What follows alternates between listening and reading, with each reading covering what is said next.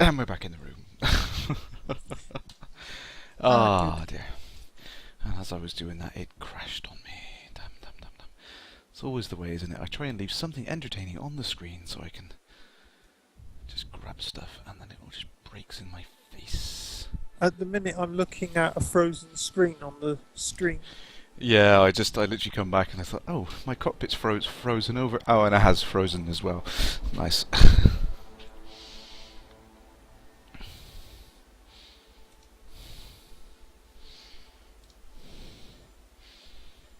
There we go, multiplayer. Not having much fun with the ethics and credits. I might try one of the other scenarios, because that seems to be crashing repeatedly. And I have noticed that as well, is that when there's more players trying to get into a particular scenario, we seem to have more frequent crashes as well. I don't know exactly what the cause of that is at the moment, but it's proving to be a bit of a pain, but never mind. What have we got here then? Liqua put up a good tip. When you're targeting someone on the left panel, if you want to get to the right panel quickly, you just switch straight to the right panel. Yeah, If you've got them bound to 1, 2 and 3, for example, to get from the left panel to the right panel, you just press 3 and it jumps straight to the right panel. yeah. It's a good little tip. What I've done is, because I don't use the targeting system quite as effectively as what I should do, is on the top of the X52 you've got this extra little four-way hat switch thing here, like directional D-pad thing. I've actually got it on left and right on here to match up looking left and right. That works quite well for me. But only really when I haven't got the Rift on. When you've got the Rift on, you don't need it, because you look in that direction and the panel comes up. So it's kind of irrelevant for that side of things. But you know, for when I'm just playing like this, having that little hat switch there is definitely the most effective way of doing it, I think. Oh, Liqua's now saying that's not what he wrote. I will read out verbatim what Liqua wrote. Oh, right, okay. When you target someone and you flick to the left panel to check the bounty, to quickly get onto the right row, flick between sub-panels. Oh, okay, so that's the other. I've got that as the other thumbstick on the other side, actually. Let me see if I can get this. I apologise, Liqua, I read that wrong. Yeah, what I've got is on. Whoops. Come on, I'm tangled. Too many cables.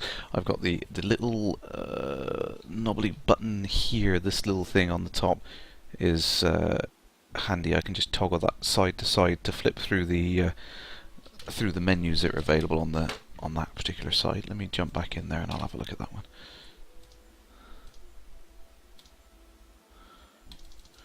Try the Endless War scenario. So they show that Endless War has got that little thing with the 3 badges from the 3 different factions, but you can only pick 2 factions. Why is that? Well, you see, if you don't pick the Federation or the Imperials, you're remaining independent, aren't you? Well, yeah, I suppose. Stick with the Alliance. I get the distinct impression I'm going to spend most of my game time in that particular alignment.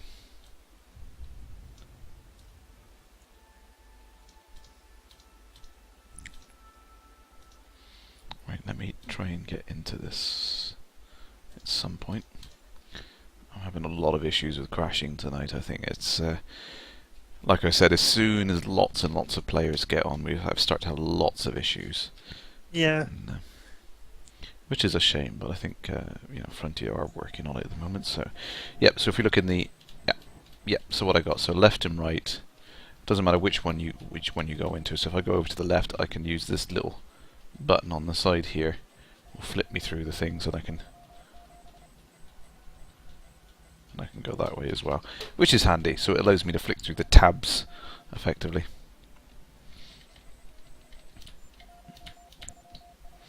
Let's try that now.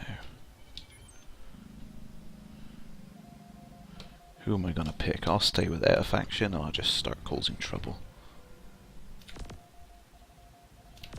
I don't know who you are, but there's not many red ones, so.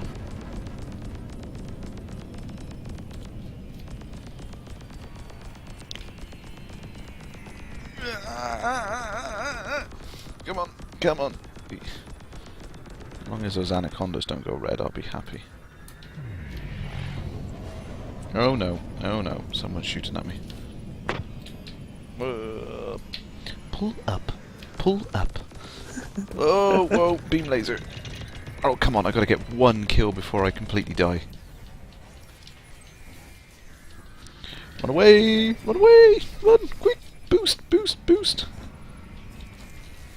Oh, no, I think I just opened my cargo bay. Why I would need my cargo bay opening. Oh. Damn it. I don't think I even got the credits for that one kill, but never mind. Never mind. I need more money. More money. So I don't know if there's a particular loadout that nobody's tried yet. This one sounds really fun actually. Class 3 gimbaled laser, a Class 4 missile rack with heat seekers, cargo bay scanner and a heat sink ejector.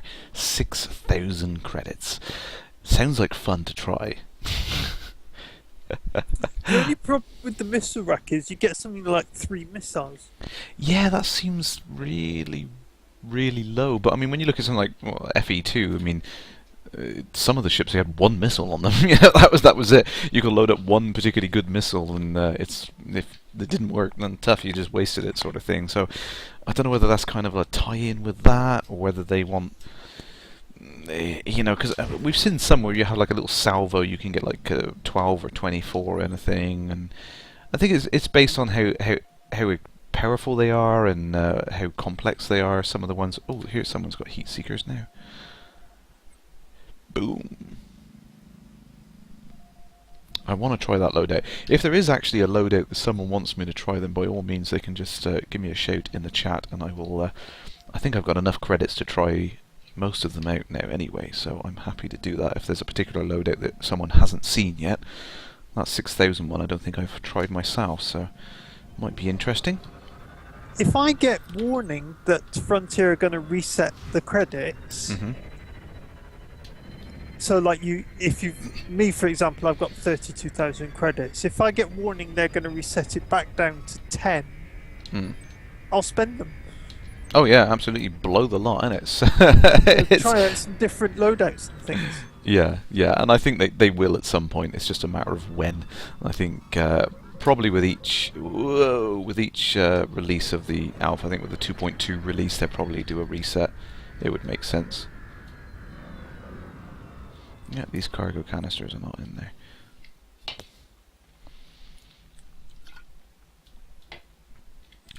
Let's find some players and start causing trouble. I think the point at which you can expect not to get game resets is when you start playing the actual game. Yeah. You're like, how at the minute we're just playing alpha phase test scenarios. Yeah. When you start playing the actual game, that's when it'll be unusual to get a game reset. Yeah, absolutely. Or if at all. I mean, in theory, hopefully, once it's all up and running quite, functionally, then you don't really want a reset at all. I mean, you look at something like World of Warcraft, you can imagine if they turned around and said, yeah, we're going to have to put you all back to level 1. That wouldn't go down well. No. Absolutely, but no. As soon as we're out of these initial kind of development phases, I think that there won't be any more game resets. Then it wouldn't make sense. I remember when some people were setting up a Mist Online shard, and in the early days, they did about 3 or 4 vault wipes where they just reset everything. It was annoying, but it had to be done. Yeah.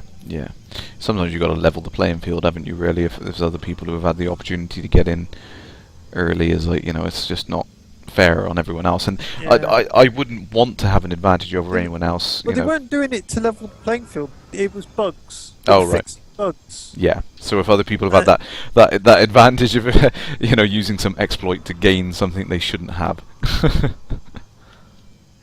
Yeah, I don't think you understand how Mist Online works, but never Oh, sorry, mind. sorry. No, carry on. You carry on talking. I'm No, interrupting. it's just that the bugs fixed in, and the only way to fix the bugs was to reset the server back to brand new, All right. basically. Okay. That's all I was trying to say. I wasn't saying level playing field or anything like that. Right. Drop Bear Antics has a question. Oh, Hey, yes, go ahead. Kerrash, what games were you playing before the Elite Dangerous Alpha, and besides Frontier Elite 2, and besides Kerbal Space Program? Oh dear. Well, generally, what games am I playing? I'm actually quite an odd breed of game player because I will play a little bit of everything. I don't have a particular genre of game that I prefer one over the other. I'll have a look at what I've currently got installed on Steam. I mean, I've got access to the DayZ alpha, not Daisy the flower, as in DayZ or whatever country As you in live in. World War Z, the film. Yep, yep, and that's quite a good one actually. I'm still playing some of that at the moment. Kerbal Next Car Game is a good one. I've been playing the alpha of that. That's really good fun. Splunky, the roguelike platformer game. Love that game. I could quite happily play that for hours and hours and hours. Not to mention my 3-year-old is probably better at it than me on the Xbox. He just zips through it like no one's business. I've got such a range of things like Hawken, Left 4 Dead, Lunar Flight, Portal, Team Fortress. I've been playing Batman, Arkham. What's it got? DEFCON, Gratuitous Space Battles. That's a good one. I think I did a little bit of a stream on that. Gunpoint. I think that was a little game that was made by an ex-PC game. PC Gamer magazine writer or editor or something like that. He went off and made his own, and that's a great little thing. I'm really into indie games at the moment. You know, you see a lot of these things in the industry, which is just bloody annoying the way the industry is going. It's getting on my nerves. So I'm really jumping into the indie things. I've got early access to Prison Architect, which is a great little game being made by little game. I say little, it's huge actually. A game being made by Introversion. Those are the guys that made Is that Uplink like Darwinia. a prison tycoon type game where you run a prison? Yes, and it's so much fun. It's it's really really fun. So what else have I got on here? There's more alphas I'll and have things. to look that up. Prison Definitely. Architect. Prison Architect, yeah, it's great fun. What else? Castle Story, Stonehearth, just to mention a few. This is some of the things that I've got early access to from my Kickstarter addiction last year. So yeah, pretty much anything. Bit of Quake 3 thrown in there as well. I do like to go back to the old Quake 3. I used to play in tournaments back in the day. I haven't for a long time, but yeah, I will literally play a bit of everything. So I hope I kind of bring a bit of a unique point of view to the table for most things, because I'm not I'm not a sort of person that just sits there and plays flight sims all day. So I love this because it's a flight sim. No, not at all. I will play a bit of everything, and I just love games in general. So. Drop Bear Antics says, so you have an eclectic range of games that you play. I tend to play only one game intensely for months at a time. Been on Path of Exile kick for the past year myself. Yeah, and I understand where you're coming from. I do have like periods like that. Like I think when Skyrim was launched, I sat there and pretty much played it non-stop without playing any other game for about 170 hours of game. Well, not in a row. That would have been insane. But 170 hours in Skyrim and I played virtually no other games between that. So yeah, I mean, the occasional game comes out, and I see this is going to be one of those type of games when this one's launched. I'm probably just going to play this one to death and hardly touch anything else, I expect. Yeah. This depends what mood I'm in, I suppose. A lot of games at the moment I've been playing other things, and then in between doing stuff I've been this is how sad I am actually. I'm sat here playing on one thing and I've got the iPad sat next to me whilst I'm waiting for something to load or refresh or something. I'm like, oh, hang on. Yeah, right, yeah. Little mini games in between the real games, So yeah. Please don't say Candy Crush. Oh God, no! I hate that with a passion. That stands for everything I hate about the games industry as it is today, and that the whole legal crap they are going through right now. It just really pisses me off. Everything they're doing It just really narcs me. I mean, one thing I've been playing around with just because I want to see how bad it is, and trust me, I really don't like it. But Dungeon Keeper, the Dungeon Keeper mobile that was just released. Now, I didn't know what happened to Dungeon Keeper. Loved the original two games. Played them to death. Again, it was one of these ones I really, really loved. Never knew what happened to it after Bullfrog disappeared. Didn't realise that EA had gone and grabbed the friggin' IP, which, you know, they seem to do with everything, don't they? They Right. grab the bloody names of everything. But yeah, they've got a hold of it. They got someone to develop this mobile version of Dungeon Keeper. And I don't know, have you seen anything about it, Alien? Any No, stories? but I will look it up. Oh, Not that I'm interested in Dungeon Keeper. I'm sort of just interested. it's annoying. They've turned it into one of these free-to-play games, and everything's like click an action, queue it up, leave it for 4 hours. You can't do anything. You know what I mean? It's like, you know, Right. this isn't a game anymore. This is just like a bloody managing things in a spreadsheet. And of course, if you want to play it quicker than that, you can just keep churning money into the... Whoa! Oops, Oh, someone was yeah. trying to... Yeah. You know, the whole... I hate that kind of... Commander Snuffler, he's pissed off. Yeah. It's like Facebook games, isn't it? Where you can play it, but if you want this, you've got to have 15 friends. Yeah, and I hate that. Or you can pay Yeah, so much to Facebook skip over. credits. Yeah. I hate Facebook games. Yeah, and that's exactly what it's sort of turned into. It's this really, really annoying kind of... We're going to nerf the gameplay and put in these arbitrary barriers to force you into needing to kind of pay in order to get anywhere in it, and it's frigging annoying. I mean, I've only been playing it for a day or two to try and see it, because I don't like instantly going in and just bitching about things. You know, I'd like to at least give them a try, and I've been trying it, and it's bloody awful in all respects. You can see that it's been absolutely manufactured and designed from the ground up to play on the psychology of people who want the gameplay and just try and screw you over. That's all it's about. It's trying to force you to need to pay for it.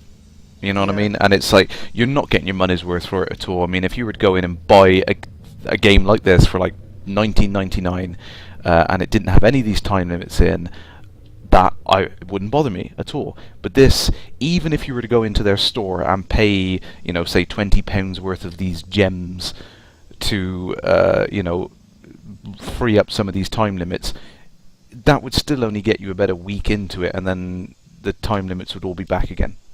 Yeah. So in the end of it, if you want the same gameplay experience you'd get out of the original game, you'd end up paying them hundreds of pounds a year to play this damn thing.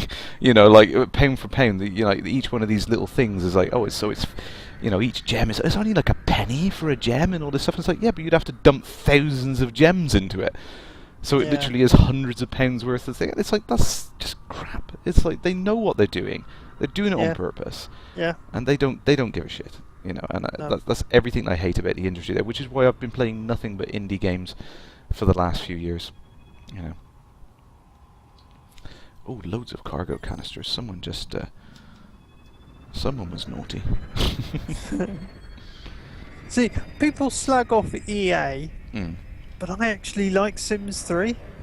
Yeah, don't get me wrong. They've made some really, really good games. What I hate is their management, their policies, the things that they're doing as a business is just eroding away the state of the industry. You know what I mean? It's like, I like the idea of Sims. I was absolutely sold on Spore. I loved the idea of Spore. I really wanted it to be a big hit. I thought it was a fantastic idea.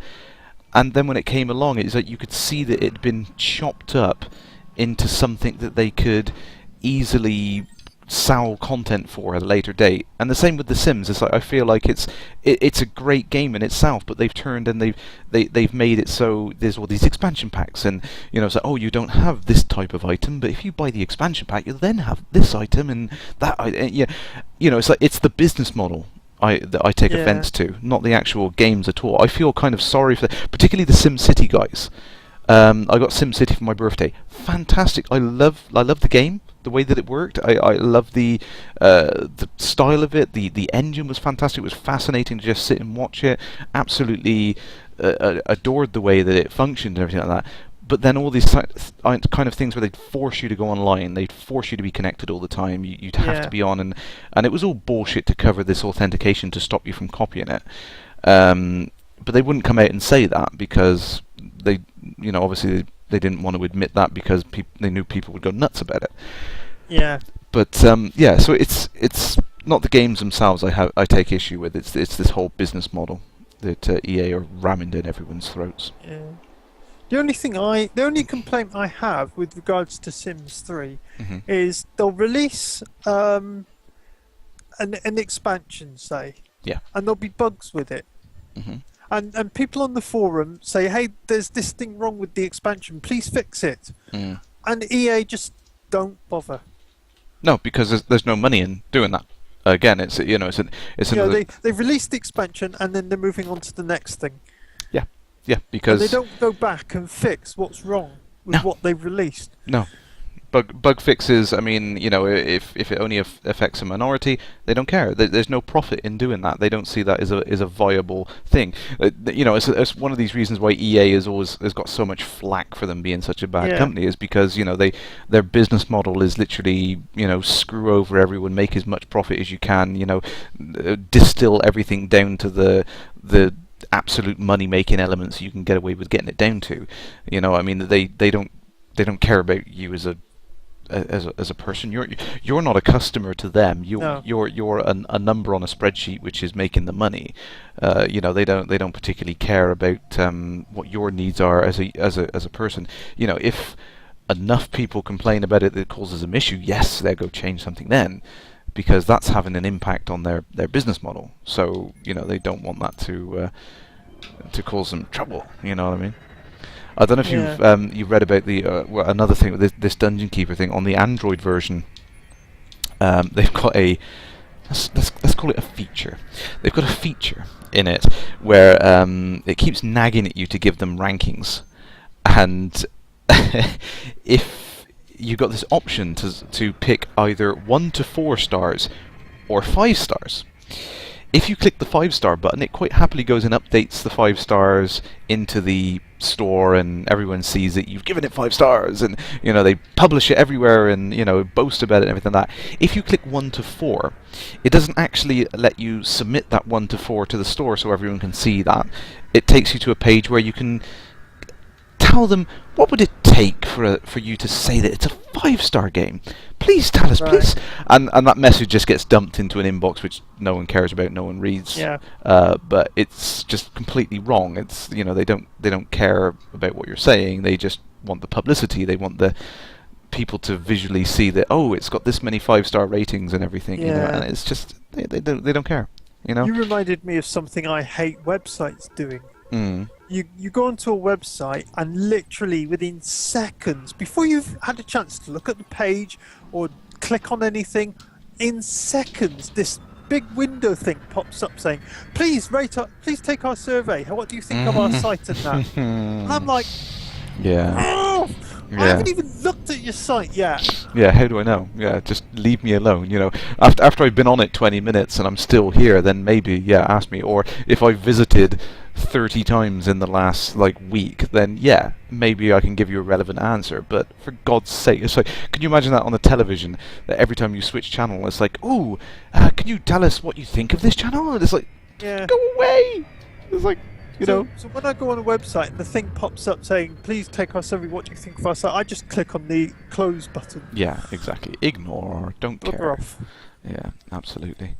It's like I phoned up Virgin today, because I'm moving, like I said to you before we went on there, I'm going to be moving. So I want to move my internet to where I'm moving to, which is literally the flat next door. But anyway, I phoned up Virgin and went through the palaver with Virgin, and about 20 minutes later, the phone rang, and it's their automated thing saying, what did you think of your customer quality and... Yeah, your time with our operator today.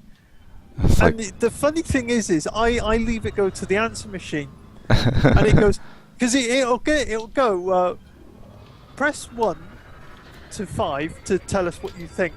And if you leave it, it then about 5 seconds later it goes, press 1 to 5 to tell us what you think. And if you leave it, if you just don't touch it, it goes, thank you for answering our questions today, and it hangs up. And you haven't answered any questions. You haven't done anything. Yeah, and internally they've registered as like, oh yeah, we'll put that down as a 5 then. So when we do our customer statistics at the end of the year, it looks great. Yeah. Yeah, no, it's that unfortunate business model. It's like I was saying to you as well earlier on that the company I'm working for now is much more customer focused and much more friendly, and it is refreshing for what I've been used to in a lot of other big businesses and stuff. It's nice to see a company which is actually cares about the customer and is it just does everything they can to make you happy as a customer, rather than just what's the bottom line, how can we make the most profit. You know what I mean? And I hate that. That's why I hate the whole games industry. It's like I got into games when they were a hobby, when it was on the spectrum back in those days. It was it was a fun little thing that you did, and it wasn't a big money industry sort of thing. Now that it is a big industry, I kind of hate that. I really hate that. I resent, But there we go. I could rant for hours about that. Let's have a nose at this cockpit. Break in the stream because it's an hour and a half. Yeah, I think we might have to. Whoa! As I've just upset this anaconda, I think we might have to call it a day. Actually, I think, and then okay. And I will jump over here and do that. But yes, well, I think we've had some great questions tonight. Actually, I think I'll just catch up. There's no more coming in at the moment. Is there a fiery toad there? Agreeing with what we say about EA, I think mostly is the point there. Yeah, it is an unfortunate situation we're in though. But there, definitely. We've had some great questions tonight, so thank you for everyone who's joined in tonight. I think it's been great fun. I mean, hopefully we'll see some interesting things coming up. I did say to you earlier on, didn't I, Alien, that Frontier have asked me to notify them when I stream, so I don't know what they've got up their sleeve. I don't know why they've said that. It kind of leaves me on tender hooks because I'm thinking, are they just watching me? It's freaky, but hey, I've got no problem with that anyway. So yes, hopefully we'll have some interesting things coming up soon. But so as usual, thank you everyone for watching, and thank you, Alien, for helping out tonight. It's always thank you for letting me join. It's been a privilege. Yeah, it's always great to have you on board. So with that, I think we'll call it a night, and we'll see you all again. So farewell, Commanders.